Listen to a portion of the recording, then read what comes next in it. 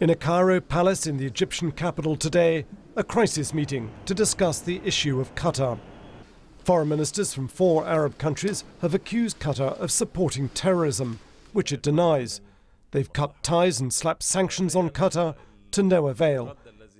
We cannot have a country like Qatar that is an ally militarily and in the GCC and in the Arab League, and that hosts an airbase from which planes take off to fight ISIS and Daesh, ISIS and Al-Qaeda, and at the same time it turns a blind eye to terror financiers who operate openly in Qatar.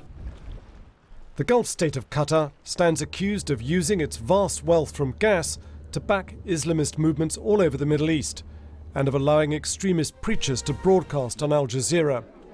Its Arab opponents have insisted that TV network be shut down, one of 13 demands that include closing a Turkish military base on its soil and cutting back ties with Iran. Qatar has refused. On the Syrian civil war, Qatar admitted today it had made mistakes in the past over which rebel groups to support. But so too, says Qatar, have other countries in the region.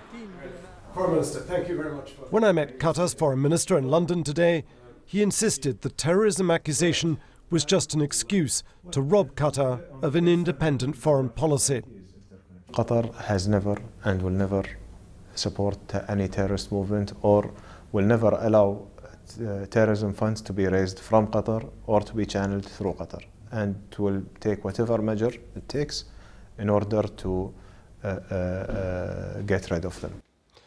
Qatar matters to Britain. It has huge investments in the UK economy.